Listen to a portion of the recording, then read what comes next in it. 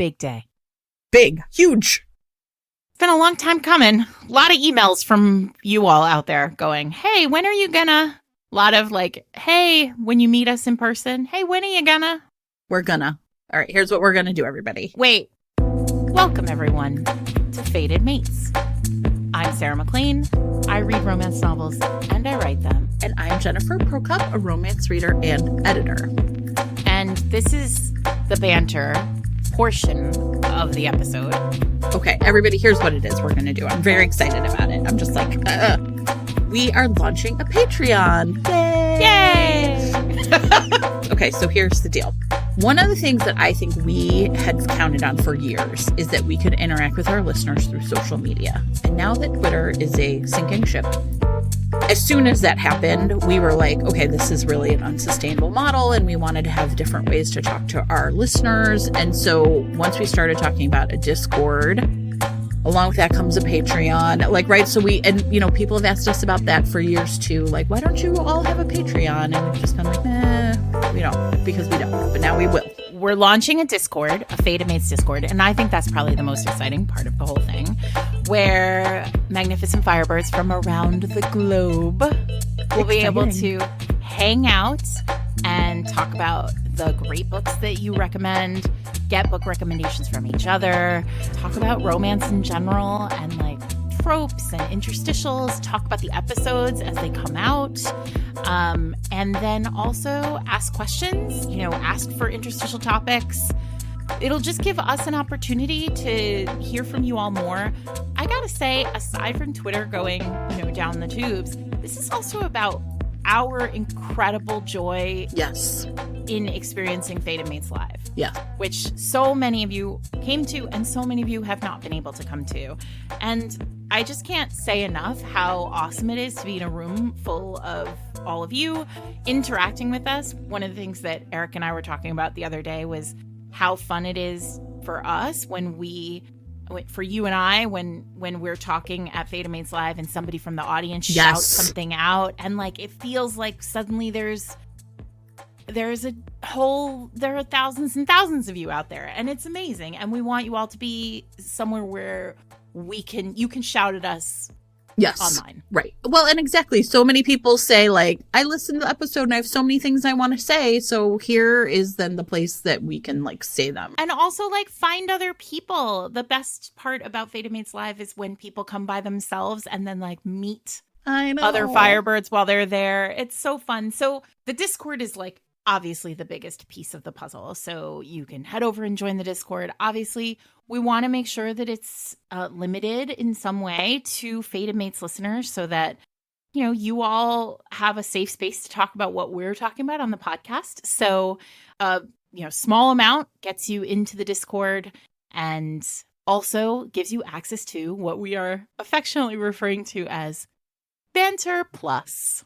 So we will also have an extra episode every month that is literally just us bantering about whatever.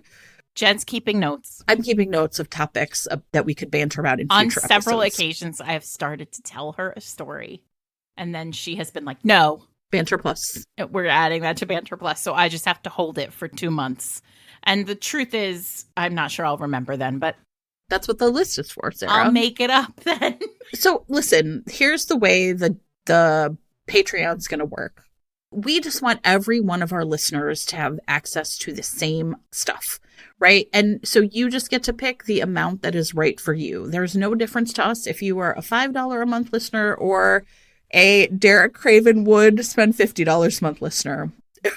I'm sorry. There is a special thing you get if you pick that one. Fine. We support you, everybody, supporting us. So, there's no reason if $5 a month is what you can afford, then you get the same stuff as everybody else. So you're just picking based on like what is right for you. So we like went round and around about that, but I think we feel really good about that being like kind of where we're landing. Wait, what else do they get?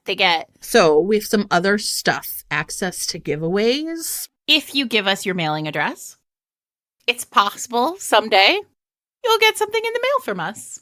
Right. And we're looking right now. One of the things that will be forthcoming will be some Fated Mates merchandise, meaning like t-shirts and tote bags and stuff. That is still something that is under construction. We are trying to find, like, basically what we want is the best possible quality stuff. We're being really picky. I'll say there have been a number of t-shirts that have come through here that have not passed muster, everyone. So the perfect is the enemy of the good. We just really want to get the Discord started and have people be able to listen to that banter episode. And you'll also have early access to tickets to future Fated Mates lives, of which we literally were just discussing the next one. And, you know, the ability to just, you know, kind of ask us questions, be in the Discord, all that good stuff. So, you know, we're starting off simple to see how it goes. And this is like a journey we really want you to come on with us. But as always, the podcast is free, right? Like, nothing will change about this experience. And so we just really want to say, like, we value all of our listeners. If you are a person who really wants like that opportunity to talk to other listeners and listen to an extra banter episode, we have something for you. And if you're just like, no, I just want these two dummies appearing on my podcast app every week, that is still going to happen with no changes. So, you know, this podcast is still free. Anyway, we hope to see you there at Discord. You can find all that information at fatedmates.net/Patreon. Or you can click in show notes or right on your podcasting app right now if your podcasting app has that clickable. Yeah. Or even just go to Patreon and search Fated Mates and we should show up. So it's also probably on Instagram and Twitter by now, everyone. Well, it depends. If you're like listening the second it drops, you're going to have to go searching. Mariella's going to have to. Or if you're in Europe, you know, I mean, it's fine. If you're in the future. You're in the future. I'm still sleeping. Probably not, but okay. Anyway, thank you everybody for your support for these 5 years. We have loved having you as listeners. And, you know, we think we've done so much cool stuff together as a community. So we think this is just a way to keep that community going, right? Correct. Look. Same great podcast, same great taste. Today, we're doing a deep dive of a book that honestly I finished about an hour ago for the, you know, 4th or 5th time. And it is just a banger every damn time, Jen. It is. It is Her Best Worst Mistake by Sarah Mayberry. And it is, gosh, what a read. It is so fun. We have talked about this book on the podcast before because I stand by it. It is one of the best enemies to lovers romances I've ever read because it has that joy. A true enemies to lovers romance has that sizzle from the very start of like, these people hate each other so much that it must be because they're destined for each other. Oh, completely. Now, I actually think that I feel like I've spent a lot of time thinking about this book today, and I thought a lot about the craft, right, of a great romance novel in this one because it's doing so many things that are so interesting. Now, this book is 10 years old, everybody, right? It is from 2012, and it is also very short. I mean, it's 170 pages. It's a novella base. It's like a long novella, rather. And it is also almost entirely, like we've talked about, like kind of romance in a phone booth, right? Mm-hmm. Where it is just the characters. Mm-hmm. That is essentially the other thing that's really fascinating when I was rereading it. Like, there are no other people in this book. It is just about Violet and Martin. Like, you know, Caroline Linden, who I think is one of the best novella writers out there, she likes to say that, and she loves writing novellas. Mm-hmm. And she likes to say that the reason why she loves writing novellas is because you can leave out all the stuff that isn't important and just focus on the two of them. And that is what Sarah Mayberry is doing here. And what that means is, like, there's not a whole lot of plot summary. Violet is best friends with Elizabeth and has been for a long time. And Elizabeth is engaged to Martin. And has been for a couple years. Like, they've been together for 5 years.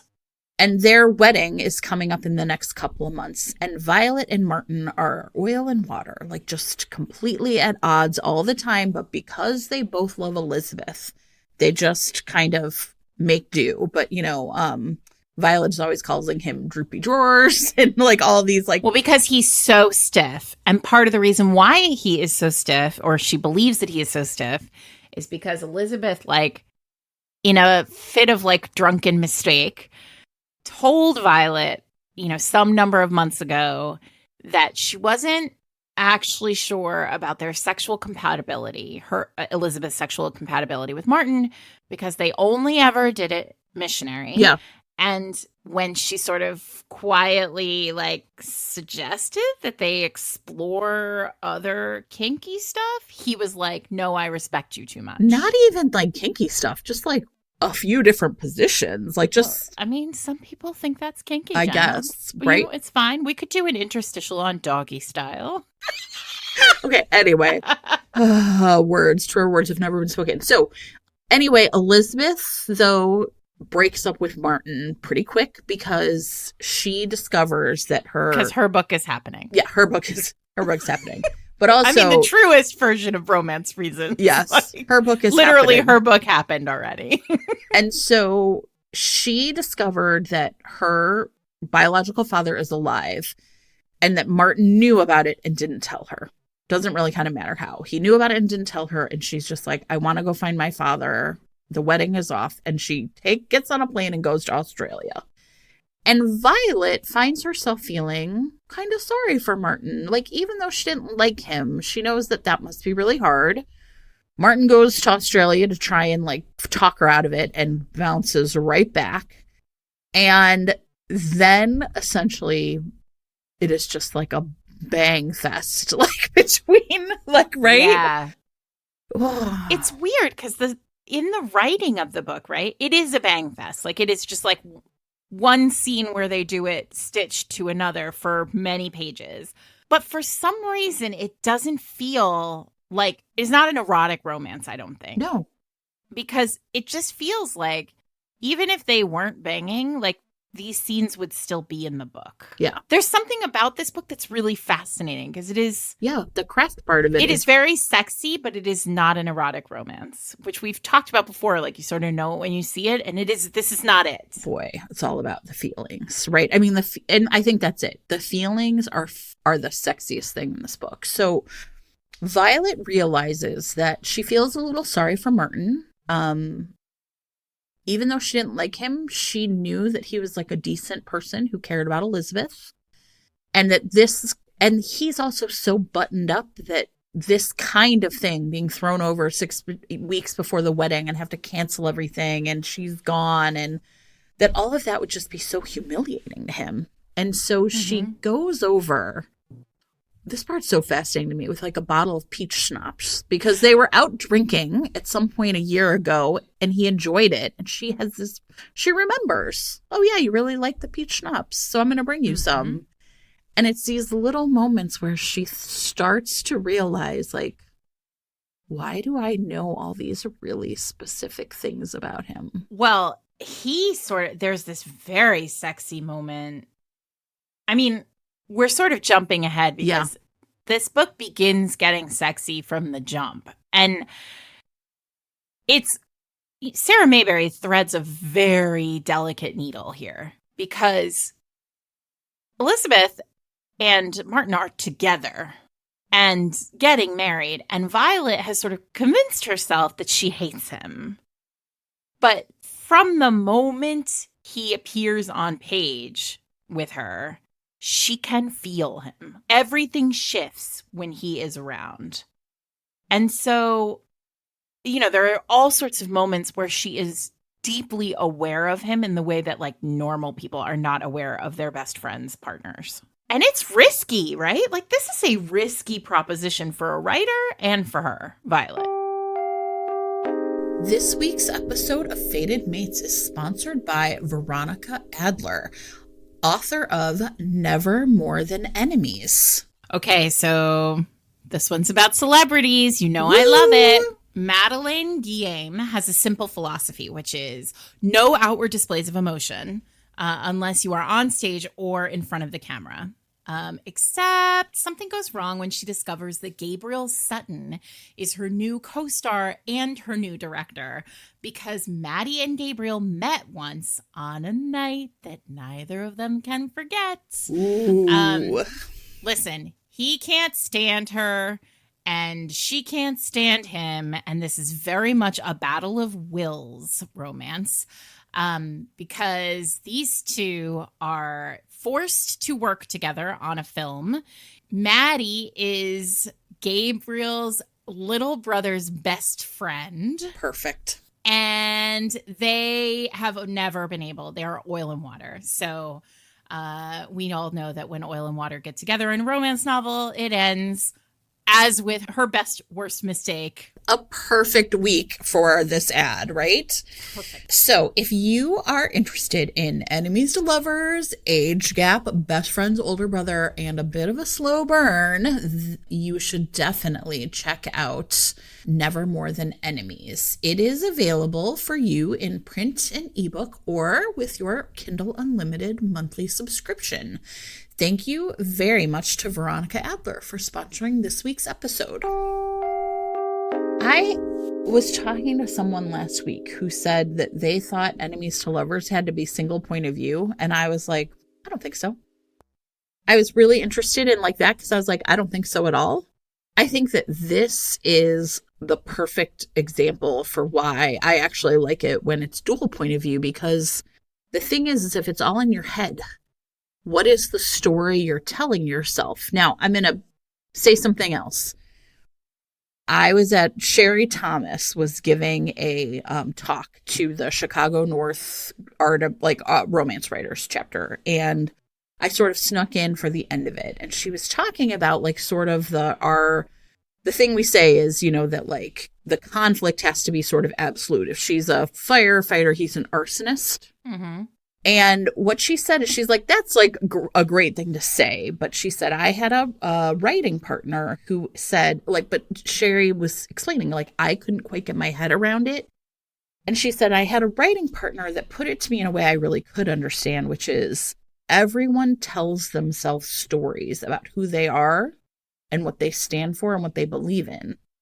Mm-hmm. And the person that is going to break through that forces you to see your real self, that's right. Like that's the conflict.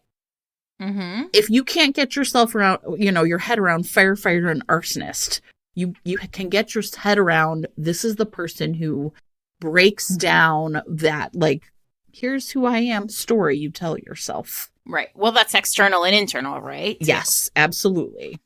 That's really interesting. I'm stuck on it has to be single POV, and I want to say something about that.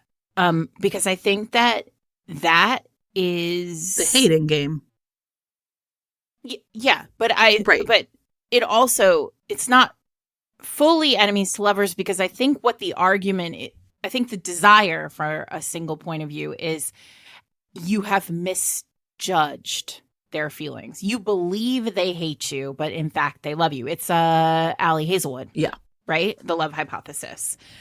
That said, in like the purest form, in its like primordial form, enemies to lovers is we are enemies. We both hate each other. So dual point of view is essential. It almost feels like dual point of view is the way you take the finger on enemies to lovers. You have to make them both hate each other. Yeah. Which then delivers such an exponentially larger payoff in the end.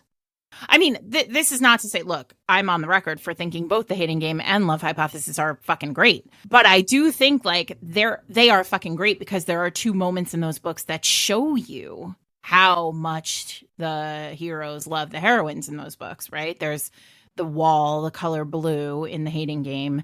And then there is, in Allie Hazelwood's book, like there is a literal moment where the hero, is his name Adam? I think his name is Adam. Adam Driver, whoever that. Adam Driver standing, like, fight, like, literally, like, melts down, right? So we see it. But that's not the pay. That's not enemies to lovers. That's the revelation that they love you.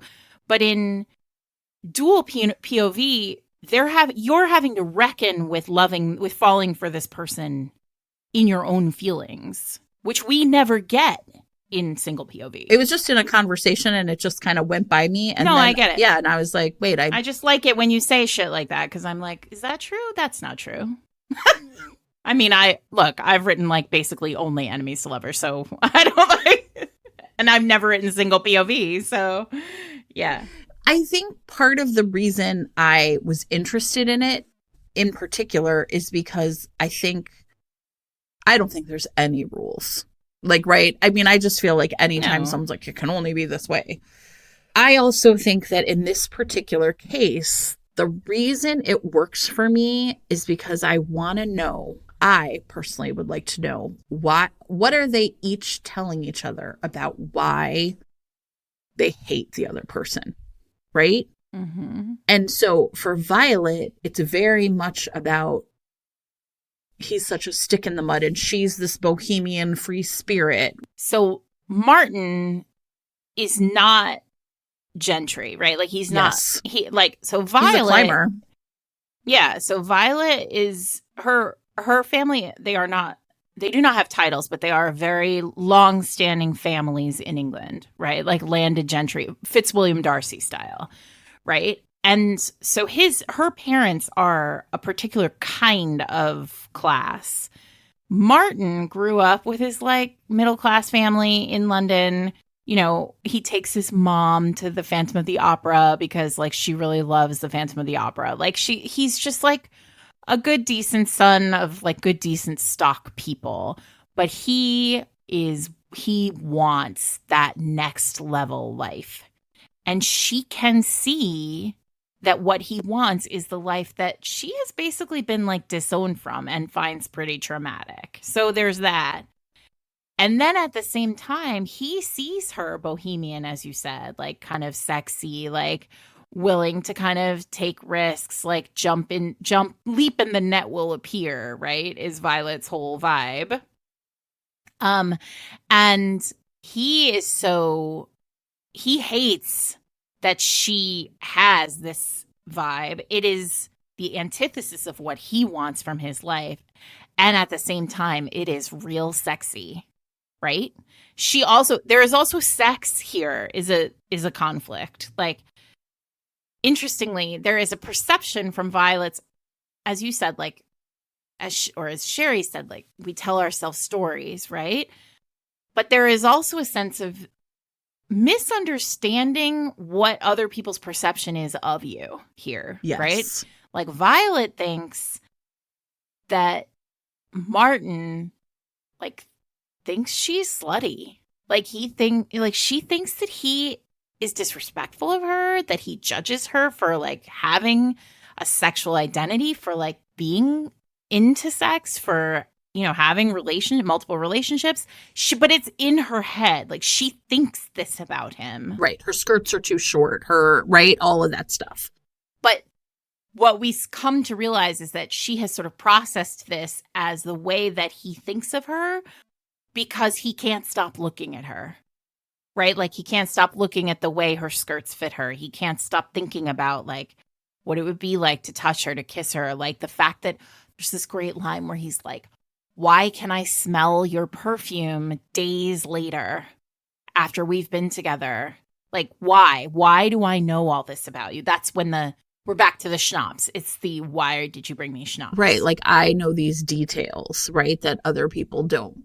I think the other thing, though, that I really did.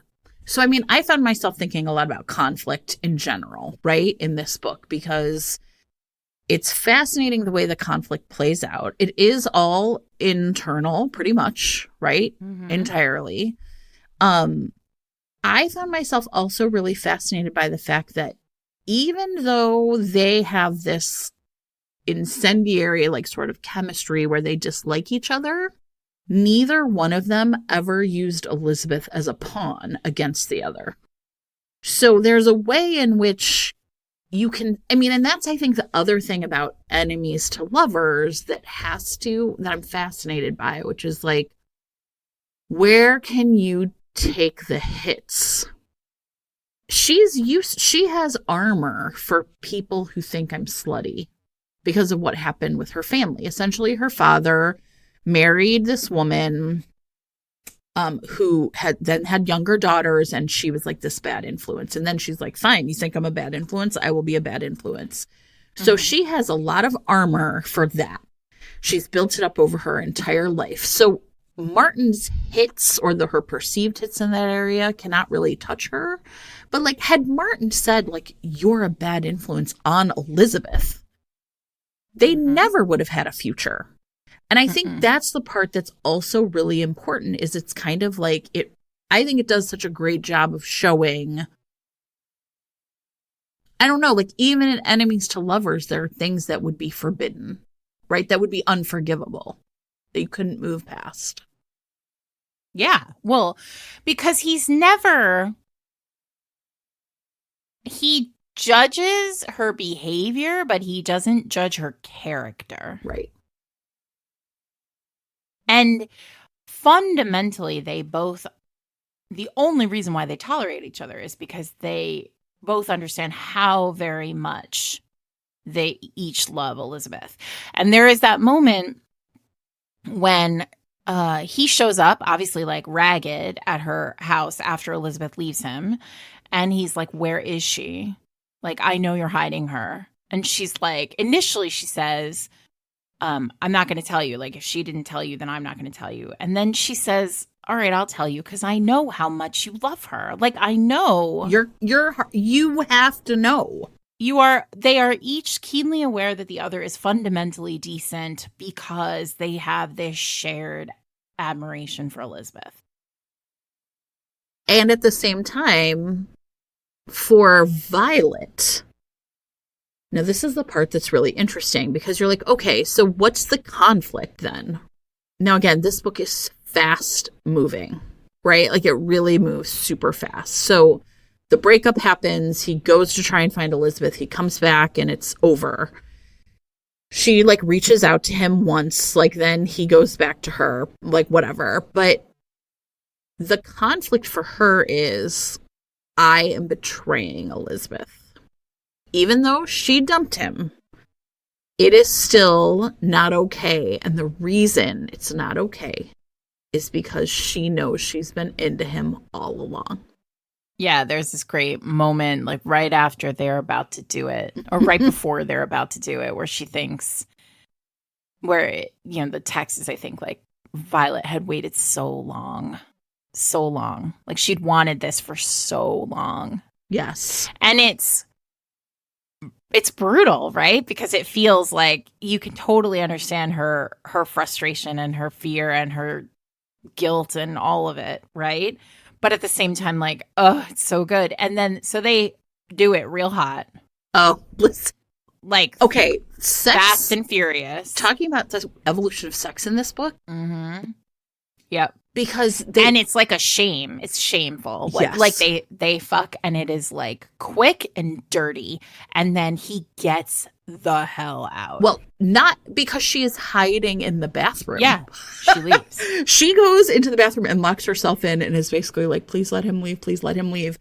And then she hears the door closing. She hears the door. And then from his point of view, we get him thinking like, I waited 5 minutes and I hope that was enough. Like, right? Yeah, like, I mean, like, it was like, they just, both of them, their brains break. Yes. Right? Yes. And then Martin. So hot. Yeah. Oh, he sends her flowers. Martin sends flowers the next day. And she throws them away. With a card that says, I'm sorry.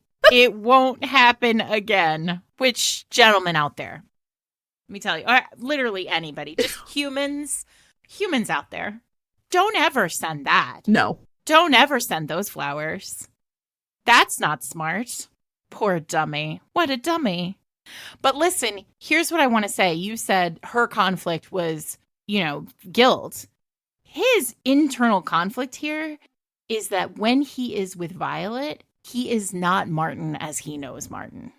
She unlocks him in a way that he is not comfortable with at the very beginning. Where he really thinks to himself, and I was fascinated by this, Like, I've spent my whole life trying to achieve these things and, like, sort of get to this tier of society and be accepted in this way. And I can't unmake this bed. Almost, right?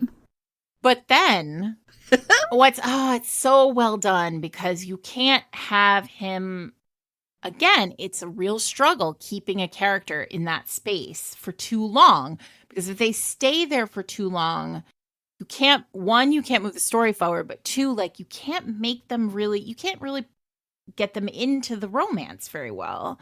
So he sort of initially is like, who am I, right? Who am I with Violet? And then you get the sense that, and this is a POV thing that's really definitely done, is you really only see the waffling when you're in Violet's point of view. So again, you can't really tell what's actually going on in Martin's mind when you're in Violet's point of view. But when it switches, they're at a dinner party. And he's ignoring her. And Violet decides, like, but then as she's leaving the room, she leaves the room to go to the bathroom, and she looks over her shoulder and she sees that, like, as she's leaving, he is watching her. Like, he cannot. And she's like, and it's fire. Yes. And she's like, oh, he's not ignoring me. He knows that anyone who sees us will figure it out. Like, there is no hiding what it is. So she takes off. She does what any, of course, self-respecting human would do in this scenario. I loved it. She takes off her underpants, returns to the dinner table, says, oh, you've dropped your napkin. Leans down, and now we're in Martin's POV. Yes. Right? And he's like, I haven't dropped my napkin. My napkin has been here on my lap, covering my erection for hours. Hours. I'm going to die. She's like, here you go. And she drops something in his pocket and then keeps going. His suit jacket pocket. By the way, this is why all men should wear suit jacket pockets at all times in case someone wants to put their panties in there. Has to do. So then she goes around, she sits across from him, and they continue this lovely meal. And he's like, I can't put my hand in my pocket yet. Because, like, and then you're just in his head. This is your phone booth, Jen. Like, yeah, it is. We're so deep in his POV, and all he can think about is, what the fuck did this woman put in my pocket? And then he reaches in there. And just McCreeve brain. This week's episode of Fated Mates is sponsored by Steamy LitCon, a romance reader convention on August 18th and 19th in Anaheim, California.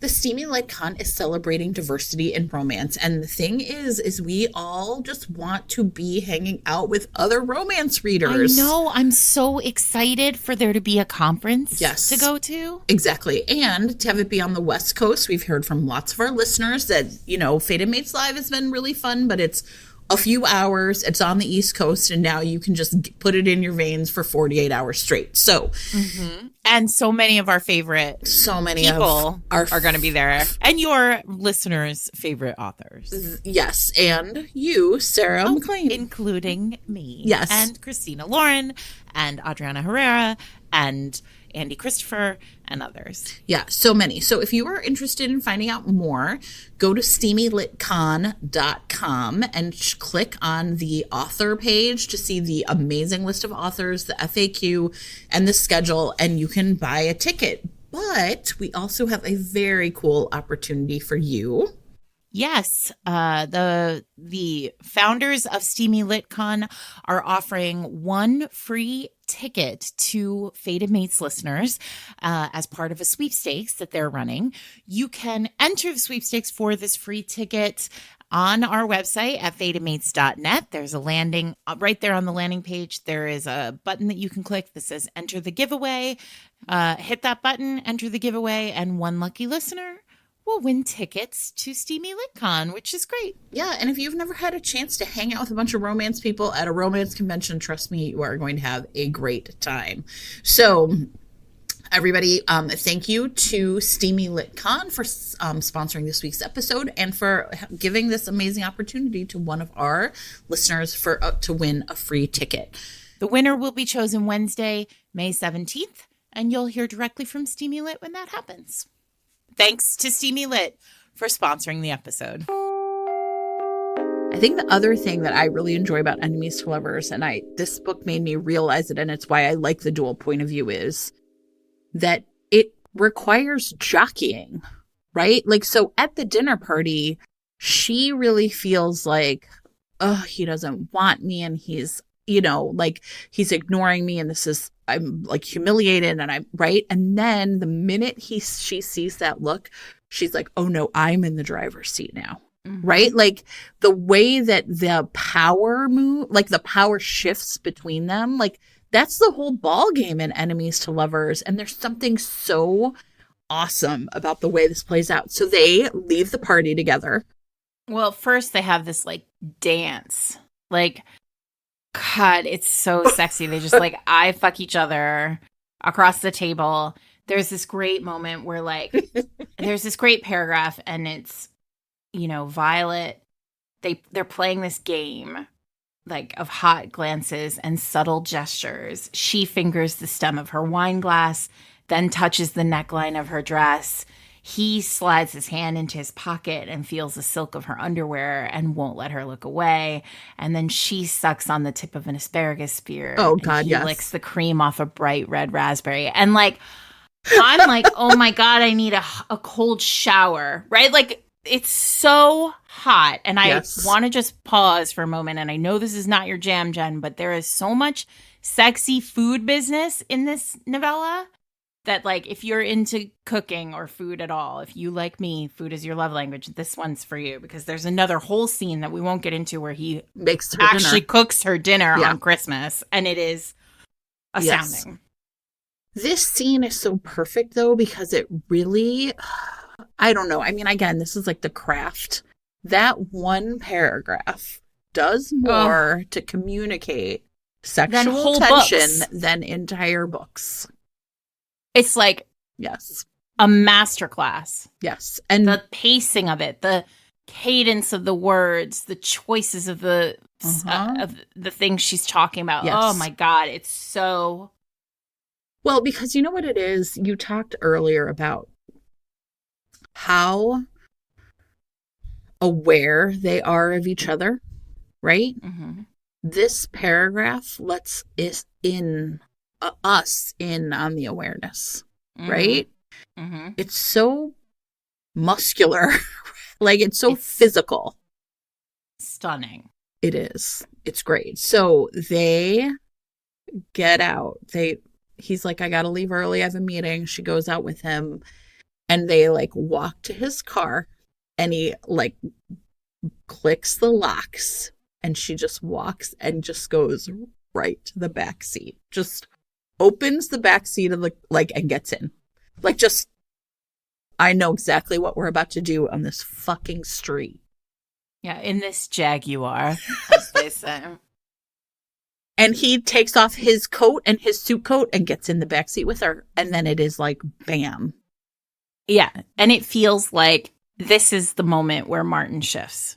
All of the, like, stick up his butt stuff is just gone. Like, oh yeah, he is now the kind of guy who fucks in the backseat of his Jaguar. And, like, if I'm remembering correctly, like, performs oral sex first, and then they have sex, correct? Yeah, well, he takes good care of her. No, he doesn't go down on her there. The first time he goes down on her is with the mango. Listen. I'm sorry. There's just so much good food stuff in this book. Oh, God. Okay, so then I forget where they are. Yeah. It doesn't matter. At this point, it's just like, it's constant in the sense that they must be in her house. He knocks on her door, or like he comes to her house. Yeah. And he like walks, like at this point, it's like they're so hot for each other. Like they just can't, when they're separated, they can't stop thinking about each other. And so like they're like, magnets. They just are constantly being drawn to each other. Yes. And so he comes into her house, or maybe it's in the store. I can't remember. It doesn't matter. Mm-hmm. And she has been slicing a piece of fruit. Like sure. She's been cutting she cut a mango, right? Yep. And then he like walks in and interrupts her, and he says like,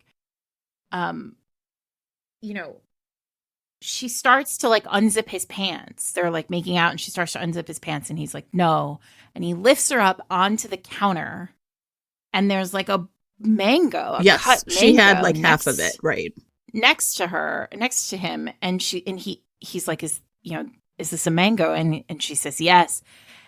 And then he like studies her, like open and wearing no clothes on the counter. And then he puts the mango against her and like gets her all like juicy and then goes down on her in like the most magnificent. Yeah, I mean, it's so earthy, literally. He's so not Martin. Right. This is not a man who is exclusively into missionary. Right. Suddenly, like, right. You're like, what? This is a man who has read every book. We should have said, y'all, headphones hardcore in on this whole episode. I'm so sorry. I wasn't expecting to just, go into the mango with such a verve. That mango scene was top notch. Mangoes are expensive, too. It's like an investment. Okay. They are. They're very expensive. Okay. I mean, I just feel like they're delicious and I love them, so it's worth it. Yeah. Okay, here's the part that then is kind of interesting that I also want to talk about, which is like essentially like daddy issues, right? So not the good kind. Not the good kind. Okay, can I make a small detour? Yeah. tiny small detour since we're being real dirty. I was rereading Heaven, Texas this week, which is one of my all-time favorite Susan Elizabeth Bobby Tom Denton. And I'd completely forgotten that he is an actor. Like, he was a football player and now he's in a movie. And his co-star is lactating and he's so grossed out by it. Bobby Tom is not into adult breastfeeding. He's not Derek Craven. No, we're going to put him on the no side of that. Bobby Tom was not written by Sandra Brown. No. Here's what I was going to say about daddy issues. Wait, what does that have to do with Bobby Tom? It doesn't. It's just an aside. I told you it was a decide. It was completely separate. Okay. Just a pause for Bobby Tom acknowledgement. Got it. Elizabeth's grandfather has been Martin's like mentor. And one of the things you realize is part of the reason he was like treating Elizabeth a certain way was because he was really never able, and he has to come to this realization, right? Like, even though it's over for him and he understands it, part of his arc is also really like understanding the part he played, right, in that. And when he kind of realizes, like, I never treated Elizabeth like a real person. He thinks back on that conversation that we've heard about from Violet's point of view in his own, like, with shame. Like, she asked for something that he'd done with other women and he was like, he had like babied her, and it was all because he had sort of stepped into this patriarchal way of treating her the way that her grandfather treated her. And the way he sort of makes restitution for that is essentially by like going to the grandfather who's his boss and being like, you know what, we're fine. Like, Elizabeth didn't do anything wrong and I'm great and we just need to like be okay with it. And it's the first time you really see him treating his like mentor as an equal, right? So that's like his arc.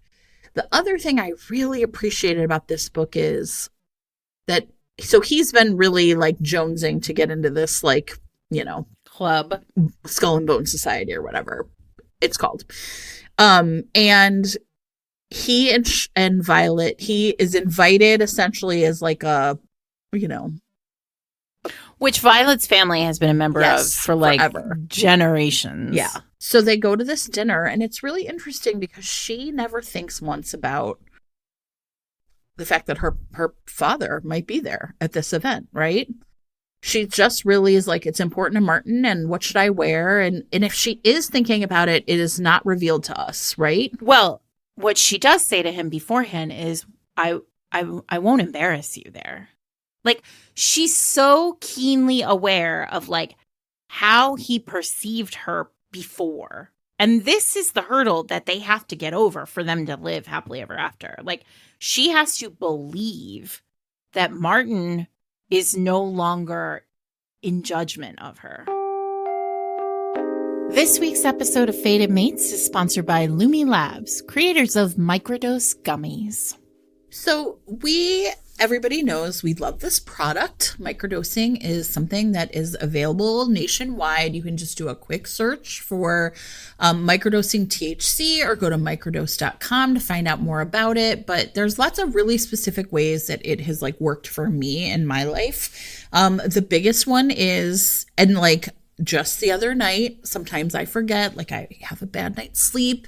And then I'm like, I'm just going to take a gummy. I keep them right by my bedside. And you know what? It is terrific. I just fall right asleep. And so, there's a lot of different ways that they work for folks. So, performance, creative boost, just sort of pain or anxiety that feels a little unmanageable, workout and recovery, maybe like anxiety. I've also said that I like to take one before I go to the airport to just chill me out ever so slightly. I had one the other night. I took one the other night before we went to a comedy show. Nice. Eric was like, maybe you should have one of these.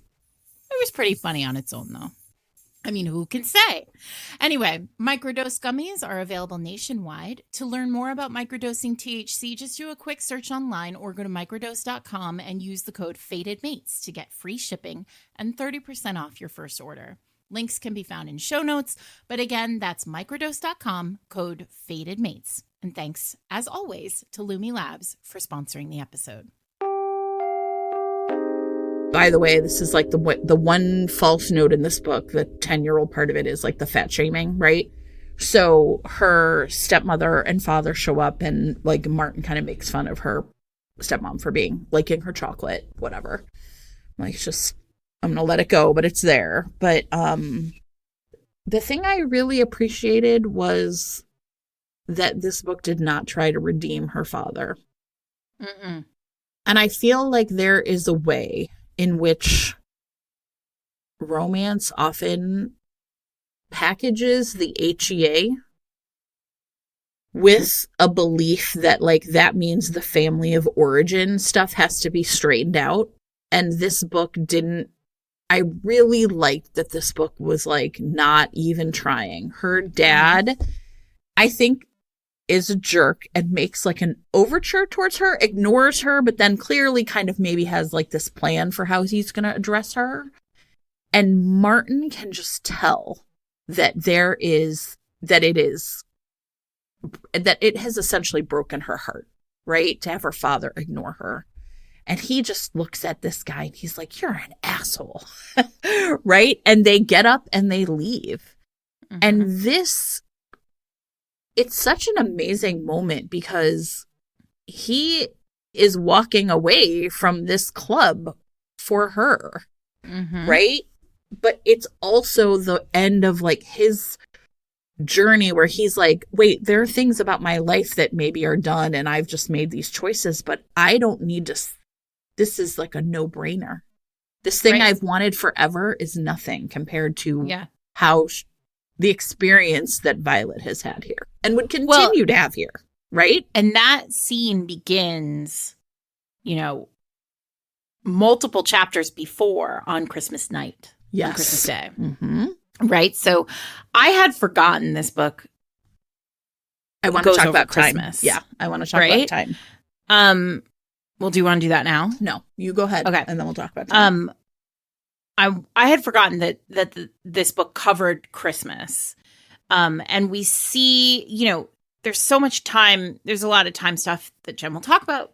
But what we discover is that Martin always goes and has like Christmas lunch with his mom, and he always buys her an extravagant gift. This is where we discover that he's bought her tickets to Phantom of the Opera again because she loves it so much, and he'll go with her again even though he doesn't like it, right? And she they have this kind of discussion about it, and he says, and what about you? Lots of family stuff like eating turkey curry, blah blah blah. And she's like, yeah, I guess. She's like, yeah, sure, that kind of stuff, right?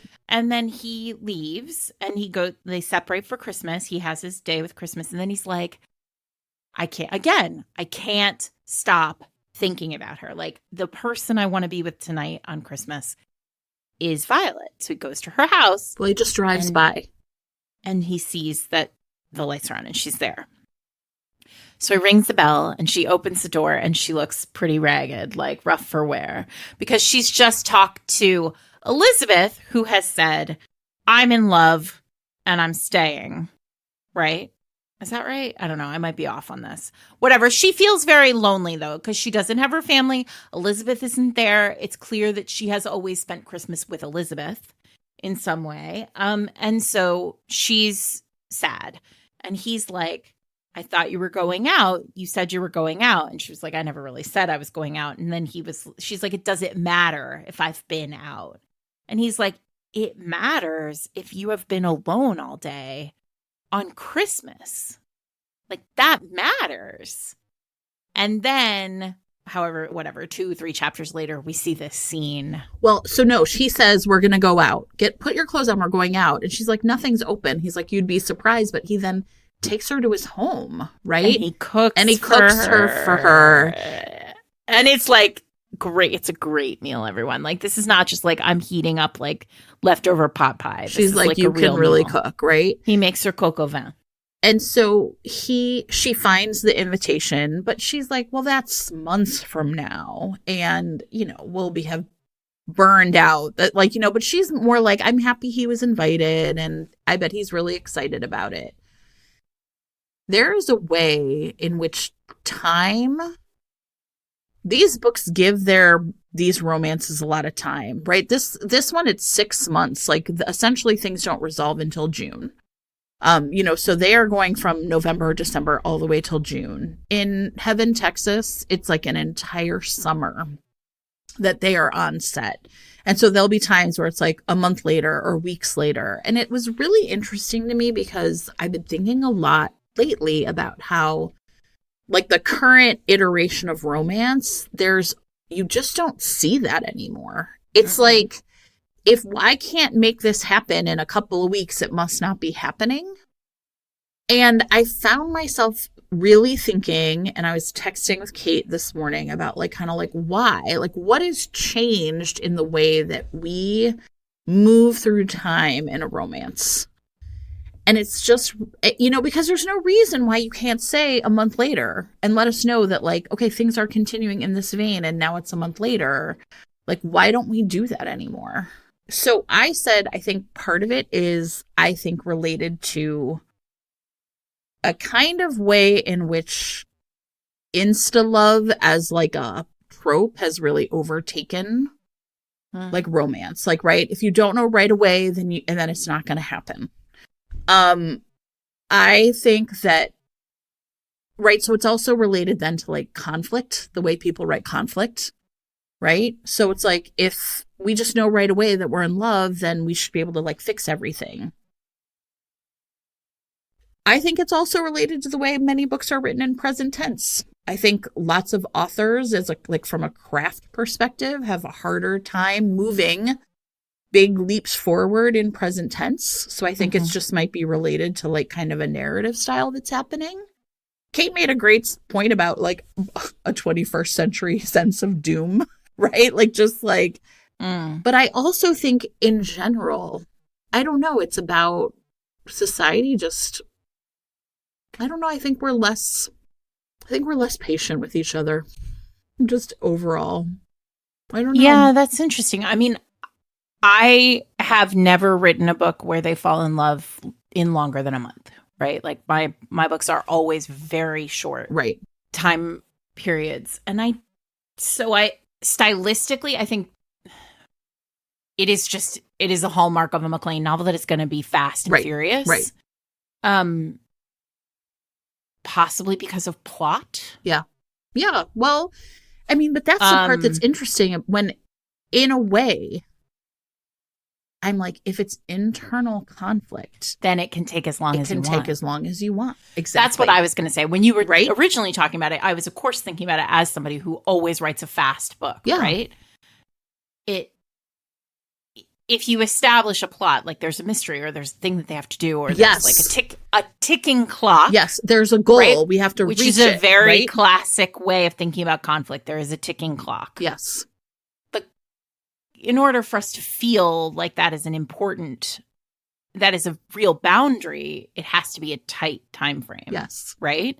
There's some concrete ending, right? I've been thinking a lot about time recently in the reverse because I've read a number of books over the last, say, 6 months where the last 2 or 3 chapters elide time in a very significant way. It's been 3 months. It's been 16 months.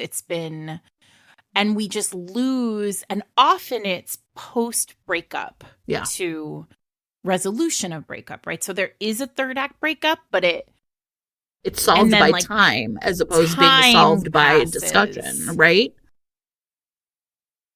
And I sort of wonder if it has to do with how realistic the books are, in the sense of there is a lack of fantasy in a lot of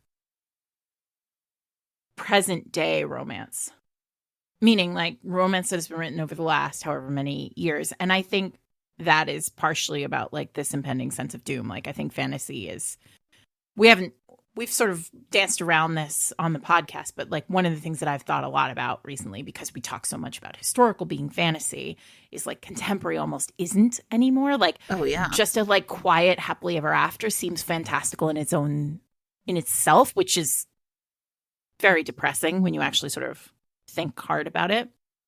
But so I think like there is a sense of like, well, it just wouldn't be realistic for 2 days later for them to meet back up again, and therefore, so this feels very grown up. Yes. Book. Well, and I think that is the part where you talk about conflict all the time. I think about conflict all the time. Like, why can't these two be together right now, right? Mm-hmm. And what is it that is like mentally keeping them from fully committing in this case? Because they're together, right? They're together, but they're not. There's still something that is out there, right? And it takes a while for them to unpack it. And it's so they're grown-ups. Yes.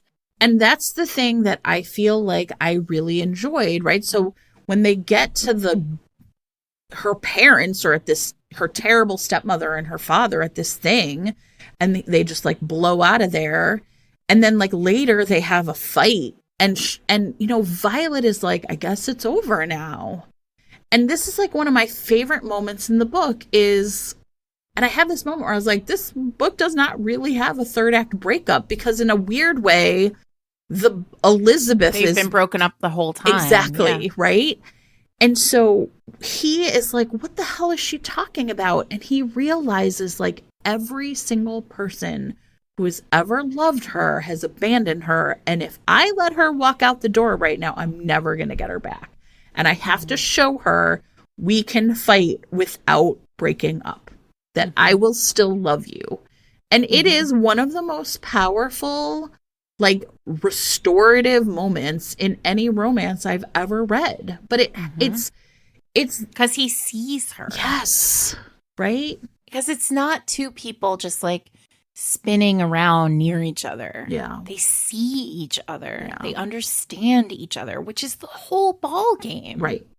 And all of the ways in which this book, is short as it is, shows us this, like, the scene kind of going wrong the first time and then going right the second time, right? Mm-hmm. So the first time they actually go out to dinner and they run into someone they know, and Violet kind of lies about how they got there. And then, at the end when they're in the airport and they're gonna, like, he has to help her because she broke her ankle. She was gonna finally just tell Elizabeth in person. And then, he's like, you go ahead. And that way, Elizabeth won't know we're together. And she's like, no, you have to come with me. Yeah, right? We are together. We are together. And this is how it's going to go. But I, as a reader, needed to see a lifetime's worth of angst and anxiety and, like, sort of beliefs about who they were, like, slowly over time, right, coming undone.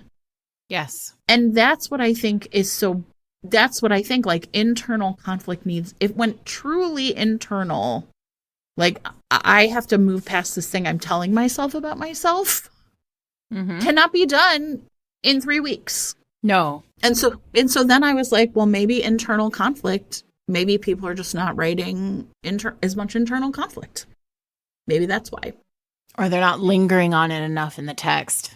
I think there are a lot of things. I'm sure we could come up with examples, right? I mean, I'm just saying, everybody, like, this is on my brain this week because I read these two books that both really let characters exist at a place for a while, right? But I will say this book, Sarah Mayberry's book, oh yeah, is 80% internal conflict. Yeah. I mean, like, there's basically nothing. No. There's certainly no overarching external conflict once we know that Elizabeth's fallen in love with her dude in Australia, right? So, yeah, I mean, internal conflict allows us to linger. Yeah. And I do think that there is an internal conflict problem right now in romance. Yeah. Which is probably going to get me in trouble, but I don't know. Who am I? I'm just one person. Well, I think one of the things that I have been thinking about a lot, and again, it was like because of this book and because of my work editing and because of other books I've been reading, is because of tweets I've been seeing, right? When we want people to be perfect from the jump, to only say the right things, to be able to perfectly communicate with people, right? Like, well, we're also in a place, we're in a really, really interesting place where characters are being leashed in terms of self-confidence and self-love. And I mean, that is a huge issue for me, like, as a writer, right? Like, I like to write characters who don't always think that they're perfect. Yeah.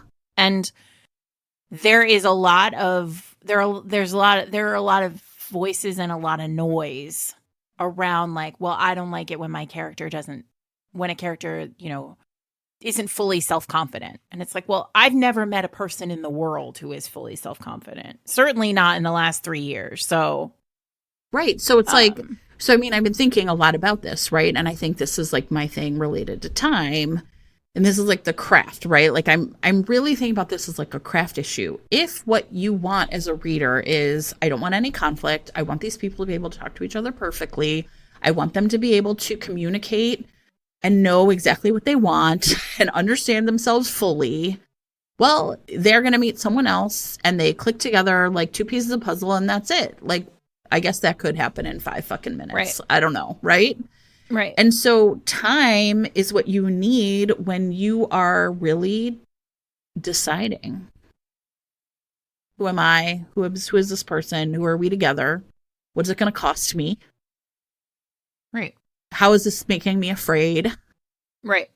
I mean, and it doesn't have to be time. No. It could just be internal awareness. Of course. Anyway, Sarah Mayberry does it great, everyone. That's what we're trying to say here. It's terrific. It's a terrific book. I haven't read the other one. Have you read the other one? I haven't, but I'm about to buy it because I like every time I read this, I'm like, why haven't I read the other one? I know. It's wild. The world. Anyway, a real treat. And a quick one. This is not 700 pages. No. It's a tight 150. Yeah, it's really, really fast, right? But it's great, and I'm going to put it on my annual Christmas rereads. Because it is very charming. It's like, imagine Bridget Jones's Diary, but Mr. Darcy and Bridget are really at each other's throats even more. You know what my favorite, like, little detail in this book is? Like, what? Martin worked in insolvency. I, like, highlighted it because it just, like, I was like, what the fuck does it mean to work in insolvency? And? Did you learn? I don't know, some British way of saying businesses that are, like, breaking up, right? Or, like, going bankrupt. Sure. He's like Richard Gere in Pretty Woman. Sure. That's what Pretty Woman does. He buys companies and he breaks them up. Yeah. And he never built anything. But this is, he talks about with his therapist a lot. We should do a Pretty Woman read along for Banter Plus. I think the thing that, again, though, like the thing that's amazing about this book is when it is, the internal conflict is so strong. Mm-hmm. I mean, there are barely other characters. We get a hint of what they do at work, right? But it is these two either Violet on page together or thinking about each other. That's it. Violet has a boutique. It's called Violet Femmes. I know. Adorable. Ooh, anyway. Speaking of which, can I just say it was Independent Bookstore Day the other day, and Kelly and I went to a bookstore called Exile in Bookville, which is a Liz Fair reference, and it's like a little bookstore right on Michigan Avenue, like in this really cool building where they also film Wait, Don't Tell Me. And it was an awesome bookstore. And I ran into some woman who was talking about romance, and she was like, I was like, oh, she's like, we started chatting, and Kelly was like, you're so fucking weird and dumb. She was like, this is Jen from Fated Mates. And this girl was like, oh my God. So anyway, it was really cool. And I was like, Exile in Bookville is like a cute name for a bookstore. That is very cute. I love it. Did they carry romance? They did. You know what? Here's what I liked. Their fiction room was everything just together, right? So even though there was not a romance section, they had a lot of romance on the shelf. But like horror was in there. It was just like, here's the fiction. And so it felt very democratic in that way. It's a small, nice. This bookstore has like 3 rooms. It's like a little city bookstore. Well, I love an independent bookstore that carries romance, as you know. Okay, so that's our episode for the day. You should all go read her best worst mistake, because it's a delight. This is Fated Mates. I'm Sarah McLean. I'm here with my friend Jen Prokop. You can find us every week at fatedmates.net. You can find us on Twitter at FatedMates, on Instagram at FatedMatesPod, or at our Patreon, which you can find more information on at fatedmates.net/Patreon. Thanks to our sponsors this week, Lumi Labs, creators of microdose gummies. Use the code FatedMates for 30% off your order and free shipping. Thanks to Veronica Adler and to Steamy-Lit. As a reminder, if you would like to be entered into a sweepstakes for a ticket to Steamy-Lit, you can find that at fatedmates.net under show notes for this episode. Thanks, everybody. Have a great week.